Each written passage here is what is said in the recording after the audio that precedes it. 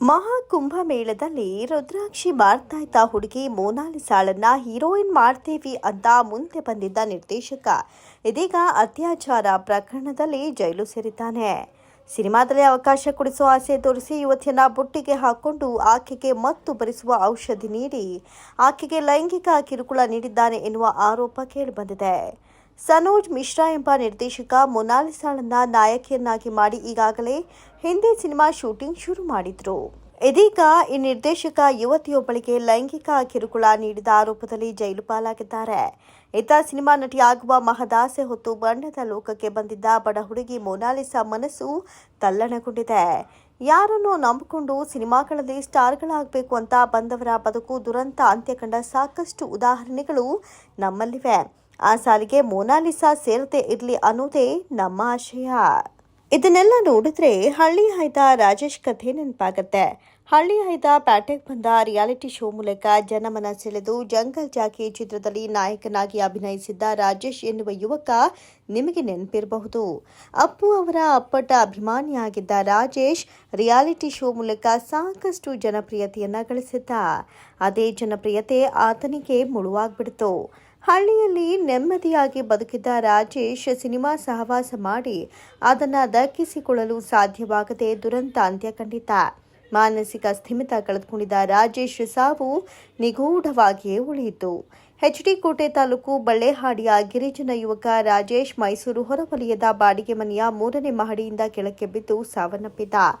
ಆಗ ಆತನ ವಯಸ್ಸು ಕೇವಲ 24 ಅಷ್ಟೇ. ರಾಜೇಶ್ ಸಾವಿನ ಬಗ್ಗೆ ಆತನ ತಾಯಿಯೇ ಹೇಳಿಕೆ ನೀಡಿದ್ರು. ರಾಜೇಶ್ ಹಣಕಾಸು ಹಾಗೂ ತನ್ನ ಆರೋಗ್ಯಕ್ಕೆ ಸಂಬಂಧಿಸಿದಂತೆ ತಾಯಿ ಲಕ್ಷ್ಮಮ್ಮನೊಂದಿಗೆ ನೋವಿನಿಂದಲೇ ಮಾತನಾಡಿದ್ದ ರಾಜೇಶ್ ನಂತರ ಮೊಬೈಲ್ ಹಿಡಿದು ಮಹಡಿ ಮೇಲೆ ಹೋಗಿ ಯಾರದೋ ಜೊತೆ ಮಾತನಾಡ್ತಾ ಇದ್ದ. ಬಳಿಕ ಆತನನ್ನ ಕರೆತರಲು ತಾಯಿ ಮೇಲೆ ಹೋಗಿದ್ದಾರೆ. ಆಗ ಮಹಡಿ ತುದಿಯಲ್ಲಿ ನಿಂತು ಮಾತನಾಡ್ತಾ ಇದ್ದ ರಾಜೇಶ್ ಒಮ್ಮೆಲೆ ಕೆಳಗೆ ಬೀಳಲು ಯತ್ನಿಸಿದ್ದಾನಂತೆ. ಎದುರುಗಿದ್ದ ತಾಯಿ ಬೇಡ ಮಗ್ನೆ ಎನ್ನುತ್ತಾ ಆತನ ರಟ್ಟೆಯನ್ನ ಬಿಗಿಯಾಗಿ ಹಿಡಿದಿದ್ದಾರೆ.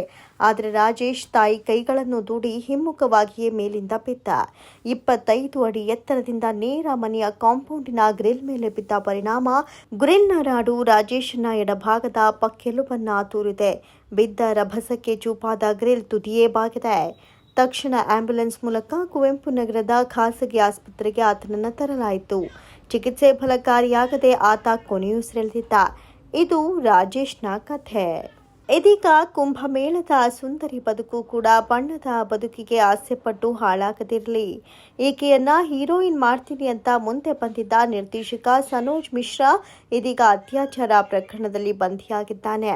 ಈತ ಹೆಣ್ಣು ಮಕ್ಕಳ ವಿಚಾರದಲ್ಲಿ ಸರಿಯಿಲ್ಲ ಎನ್ನುವ ಅನುಮಾನ ಮೂಡಿದೆ. ಅದಕ್ಕೆ ಉದಾಹರಣೆ ಅಂದ್ರೆ ಅತ್ಯಾಚಾರಕ್ಕೆ ಒಳಗಾದ ಝಾನ್ಸಿ ಮೂಲದ ಯುವತಿ. 2020ರಲ್ಲಿ ಝಾನ್ಸಿ ಮೂಲದ ಯುವತಿಯನ್ನ ಟಿಕ್ಟಾಕ್ ಮತ್ತು ಇನ್ಸ್ಟಾಗ್ರಾಮ್ ಮೂಲಕ ಸನೋಜ್ ಮಿಶ್ರಾ ಪರಿಚಯ ಮಾಡಿಕೊಂಡಿದ್ರು. ಬಳಿಕ ದೂರವಾಣಿ ಮೂಲಕ ಸಂಪರ್ಕದಲ್ಲಿ ಇದ್ರು. 2021ರ ಜೂನ್ 17ರಂದು ಝಾನ್ಸಿ ರೈಲು ನಿಲ್ದಾಣದಲ್ಲಿ ತಮ್ಮನ್ನ ಭೇಟಿ ಮಾಡುವಂತೆ ಸನೋಜ್ ಮಿಶ್ರಾ ಕೇಳಿಕೊಂಡಿದ್ರು. ಆದರೆ ಆ ಯುವತಿ ನಿರಾಕರಿಸಿದಾಗ ಒಂದು ವೇಳೆ ಭೇಟಿಯಾಗದಿದ್ದರೆ ಆತ್ಮಹತ್ಯೆ ಮಾಡಿಕೊಳ್ಳುವುದಾಗಿ ಸನೋಜ್ ಬೆದರಿಕೆ ಹಾಕಿದ್ರು ಅಂತ ಯುವತಿ ದೂರು ನೀಡಿದ್ದಾರೆ. ಆತ್ಮಹತ್ಯೆ ಮಾಡಿಕೊಳ್ಳಬಹುದು ಎಂಬ ಭಯದಿಂದ ಮರುದಿನ ಅಂದ್ರೆ 2021ರ ಜೂನ್ 18ರಂದು ಸನೋಜ್ ಅವರನ್ನ ಆ ಯುವತಿ ಭೇಟಿ ಮಾಡಿದ್ರು. ಆಕೆಯನ್ನ ರೆಸಾರ್ಟ್ಗೆ ಕರೆದುಕೊಂಡು ಹೋಗಿ ಮತ್ತು ಬರಿಸುವ ಔಷಧಿ ನೀಡಿ ಲೈಂಗಿಕ ದೌರ್ಜನ್ಯವನ್ನ ಎಸಗಲಾಯಿತು. ಆಕೆಯ ಅಶ್ಲೀಲ ವಿಡಿಯೋ ರೆಕಾರ್ಡ್ ಮಾಡಿಕೊಂಡು ಸನೋಜ್ ಮಿಶ್ರಾ ಬ್ಲಾಕ್ ಮೇಲ್ ಮಾಡ್ತಾ ಇದ್ರು ಅಂತ ದೂರಿನಲ್ಲಿ ತಿಳಿಸಲಾಗಿದೆ. ಸದ್ಯ ಈ ಪ್ರಕರಣ ತನಿಖೆಯ ಹಂತದಲ್ಲಿದೆ.